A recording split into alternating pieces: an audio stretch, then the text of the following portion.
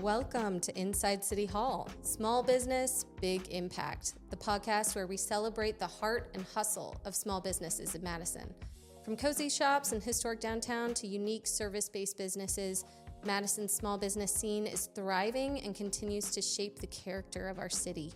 Today, we're sitting down with Shannon Fisher, the owner of Lemon and Lavender, a charming boutique located right in the heart of historic downtown Madison.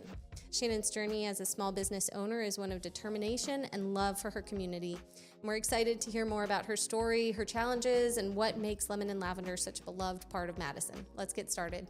I'm Samantha Magnuson. And I'm Deidre Briscoe, and we're the communications team for the City of Madison. All right. Well, let's just dive right in, Shannon. Thank you for doing the podcast with us today. Thank you for having me. Well, let's just talk about your story behind Lemon and Lavender. What inspired you to open a shop in historic downtown Madison? So really, Lemon and Lavender started as kind of this small business idea of a kitchen and bath store with my business partner, Brandy Booth. We kept putting it on the shelf and bringing it back off, trying to refine exactly what it was. And at some point, we realized we really needed to have this eco-friendly store. There wasn't anything available to us, to be able to shop from. Our kids are going to inherit the world we have. And so if we're not doing our part, we're not helping leave the earth better than when we found it.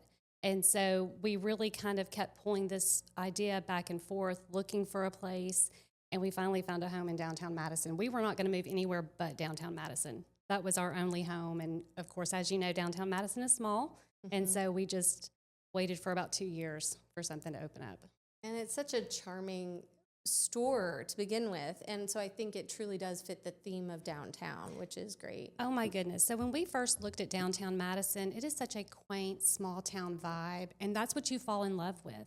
The walkability, people to be able to walk through and shop and visit these unique little stores was amazing to us and what we wanted to be a part of. We felt like the store that we were opening was really going to help downtown Madison and bring people in and also provide something that we knew the community would want. Unique is the word that I would use to describe Lemon and Lavender. And then I'm going to pivot off the top of that and say, what makes Lemon and Lavender unique compared to other local businesses? And how do you curate your products to reflect the personality of your store? So just beyond being unique in the fact that we're an eco-friendly home goods store, right? Like there's not another location you can go to right now where the sole focus is eco-friendly, eco-conscious goods. You can find segments in other stores, but our store is completely built on that concept. But I think beyond that, what really makes us unique and what we're most proud of at this moment is that we're the first refillery in North Alabama. We were the second one in the entire state to open, which is huge. And if you're not familiar with a refillery, it is where you can go buy kind of bulk cleaning and bath products, and you pay by ounce.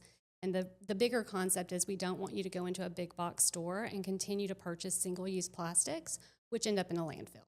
And so the fact that we have been able to open and extend that part of our store and have this refillery being the first in North Alabama really sets us apart from anyone else. Let's backtrack a little bit. What makes you passionate about making sure items don't get added to a landfill, making sure eco-friendly is a part of your initiative? What happened in your life that this is what charges you? Kids. Our kids are here, and our kids are going to inherit the earth that we leave them, and they're going to have kids, and they're going to have kids, and you've got these descendants way down the road, and if we don't do our part, no one else is. And I don't want my grandchildren's grandchildren growing up in this horrible environment where they're just being, there's pollution everywhere. That's not what I want for them. So it really comes back to, our kids. Absolutely. Well, and kind of on that topic too, of just like the challenges that you face, whether it is on an eco-friendly topic, trying to tackle that big bear of plastics. But what are the other challenges that you face, and how do you overcome them as a small business owner? There's so many challenges. Mm-hmm. And I think there's so many challenges for any business, but specifically for small businesses, I think we see a very unique set of challenges. In downtown Madison alone, hands down, the biggest challenge we face is foot traffic. There are so many people who still come to the area and they're like, oh my goodness, we didn't know this existed. the entire area. And I'm like, how do you not know we exist? That's so out of my, it just doesn't make sense. And so foot traffic is huge. We actually spent a lot of our resources last year to put towards marketing in order to try and make people more aware, not only of us, but of all the businesses that are located downtown. You know, right now we're looking at a Main Street designation potential, and that is going to be huge. I mean, it's going to be a life changer for our business and for the other businesses, because it gives us the visibility that we currently don't have. I tell my staff, I know that we can sell to 8 out of 10 people who show up. But if I don't have 10 people show up, I can't sell to 8 of them. You know, I mean, it's a numbers game, and it's that way for any business, but for small businesses, every single person counts, and it matters if they come in your store. How does the Madison community support your business in ways that you basically weren't even expecting? In what ways do you try to give back or contribute to the local community yourself? It has been amazing to watch people come out in Madison. I mean, the community itself, I mean, we talk about downtown Madison having this small town feel, but I think the greater city of Madison also has that feel. Like, we're all family and we all want to support everyone. And so, you know, when we're opening our doors and launching new products or having workshops, they show up and they show out for us. And it is so heartwarming to know that we're on the right path, because we all know you spend money where you want to spend money. You know, so if they didn't like us or our products, they're not going to show up. And the fact that they support our business and are in agreement is huge to us. We do several things in giving back. I'm so glad that you brought that up. We do Santa Picks with pets every year as a fundraiser for MARF. And so people bring their pets out and take their picture with Santa. We're actually right now working with the high school art students to help design an Earth Day t-shirt. It's kind of going to go put up and be voted on, and then we're going to sell it with proceeds going back to the art department of the winner. And so we look for ways that we can partner with other businesses. We've done fundraisers for small little league teams and basketball teams. And, you know, we want to find ways to give back, because if they're supporting us, we also want to be supportive of them. And it's such a creative way of really marketing your business, plugging into those resources too. Absolutely. And I know that you guys have done not just selling of products, but you also do classes. Kind of speak on that for a minute. Yeah, so we opened our business kind of right after COVID. And, you know, during COVID, we were all locked down. And what we were noticing were people wanted connections. They were missing those connections. When you weren't able to really leave your house and do anything, you missed relationships. And so we started these workshops back in 2021, right when COVID was kind of getting done, in order to bring people together to foster community. And that was our only goal, was to give people a place to come for that community. And it has just grown in leaps and bounds. We sell out almost every single class. We do back to the basics, which is sourdough and biscuit making and some quilting and sewing and teaching people some basic techniques. And they love it. I think they love the idea of kind of getting away from this fast track world and taking a moment and just really sitting and learning a craft or a trade that they can just be calm with. I think they enjoy that, and it shows. Mm-hmm. Absolutely. I actually purchased, we were in the midst of selling our house.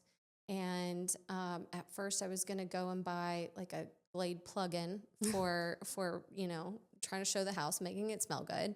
And I'm like, no, I'm going to go to Lemon and Lavender. And so I bought one of the diffuser sets, and it smells so good. And it is still really full. So, like, you really do get your money's worth out of these products that you sell. We try. You asked earlier, I just realized I did not answer your question about products and curating them. And that's one of the things. We spend so many hours looking at products and vetting not only the manufacturer's product itself, but also their techniques. We want them to be eco-conscious. We want them to be, you know, in a closed loop system and utilizing recycling and all of those things. And so many hours are spent to vet our products so that when we bring them in, we feel really good about what we've chosen. You're going to love it. It's going to be good for you. It's also going to be good for the environment. And it's fun. I mean, who doesn't want to spend their day shopping? Mm-hmm. Looking ahead, what are your plans for the future of Lemon and Lavender? Anything exciting? Any new products or events you're planning to introduce to the community? So we have Earth Day coming up in April on the 22nd, and so we are doing a little something at the store on that day, so be looking for that one to come out. Of course, we participate in downtown activities, so Third Thursdays will be coming back this year. Hopefully, we're going to be expanding on some of that with live music coming downtown, all kinds of fun stuff. Our Merry and Mindful Market will be back. We did that last year at the holidays. It was a huge success for us. And so, we are always looking at new products. So I don't want to tease too much because Brandy might get on to me if I do that. But absolutely, we are always looking for ways to bring more to the community and then also be a part of more things within the community. What is the address? Share the address and where exactly people can find you on Main Street. Absolutely. Our address is 108 Main. I tell people now we are the white building on Main Street because we had the big renovation. Our building is white and black. We are right beside O.P. Botch Realty, and the other side of us is Madison Station Antiques. And I know you guys as the Shops of Downtown, that's another option that people can follow you on social media platforms and different things like that. But how do y'all benefit from some of these events? And are you guys getting creative? And I know with the Main Street, potential for Main Street designation, that could bring more events to our historic downtown. So speak on how you guys benefit from, let's say, the street festival or some of these other things that really do bring that foot traffic in. Yeah, I think it's the concept of what benefits one benefits all, and so when we're all actively working together, it's just going to bring in more people. The street festival is huge for us. I mean, we get so many people in the door who have never seen us. I know it has to be the same for the other businesses. And so just the ability to collaborate, I'm so sorry, the ability to collaborate with other businesses and other groups that are outside of downtown and just work with them to be creative in ideas, because I think there's so many things you can choose to do in the city, right? I mean, there's just so many events and things overall, even outside of our city. And we want to bring unique experiences to downtown to become that destination point, to become a tourism point. I mean, that would be huge for us as well. That goes along with the Main Street potential, and just all the things that we will be able to accomplish in a larger setting than what we currently have.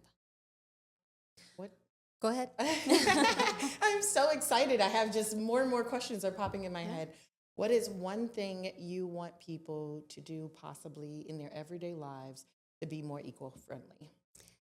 I think starting small, I never tell anyone to throw anything out and start fresh, right? You need to use what you have. And so that, I think, is one of the best tips I can give to start an eco-conscious journey is to, if you have a plastic bottle of shampoo, and you want to now use a shampoo bar or a different product, you need to use what you have. It does no good to throw out complete full bottles of anything. And so the first step is to get out all those products that you're using and start with baby steps, and then start adding to your eco-friendly collection, if you will. I think it's the easiest, it is the most efficient way. It's not wasteful in terms of money. And then you can actually bring that empty container into our store and fill it.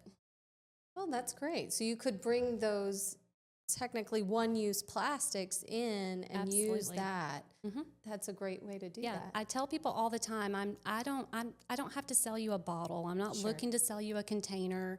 If what you have is a plastic container, bring that to our store. We just don't want people going to buy more plastic containers that's going to end up in a landfill. Okay, so when I show up with a gallon jug, no judgment. No judgment from me whatsoever. She'll be earning some wages there from a gallon, right? That's great. Well, one last question, just as a business owner, anyone who's looking to start a business in Madison, what are just a couple of tips that you would give them? Research. A lot of research. There is so much information available to people, and I don't know that they know where to look for it. And so I know that when we were looking for a location, I actually called the city and basically said, hey, I really want to open a store. I don't know where to look. Can you help me? And that was a great resource to start us on a path. The path eventually landed where ended where we wanted it to be, which was downtown Madison. But I think it's a lot of research and a lot of realizing that it's not going to work perfect every single time, and that's okay. You just have to keep going at it. You know, if you give up after try number one, you know, you're never going to make it. You just have to wake up every day and realize, you know, I have to continue to work. I have to continue doing all of these things. I have to be very intentional in my decision-making process. But yeah, a lot of research and a lot of not sleeping. It's that heart and hustle that I mentioned before. Absolutely. I think that just perfectly kind of wraps up what you do and also just the small business community in Madison. Any last words that you want to share with the community or you know, invite people out to your shop? What do you want to let people leave on? Thank you so much. I have really enjoyed being here with you guys today. It has been so much fun. I have enjoyed the whole setup.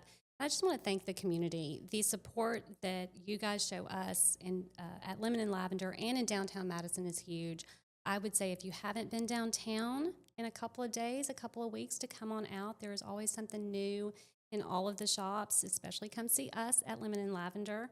And yeah, just get out and enjoy this beautiful weather we're having right now. Absolutely. Spring is in the air, so they might as well smell good, right? Absolutely. All right. Well, thank you again, Shannon. That is a wrap for today's episode. Your journey and insights into running Lemon and Lavender are inspirational. So your business just truly embodies that heart and soul of Madison's character and unique charm. Thank you. So thank you again. We Thank appreciate you. it. I appreciate you. It has made it a place where locals and visitors alike feel connected to something unique and meaningful. And so if you guys enjoyed this conversation, be sure to support your local businesses and stay tuned for more inspiring stories.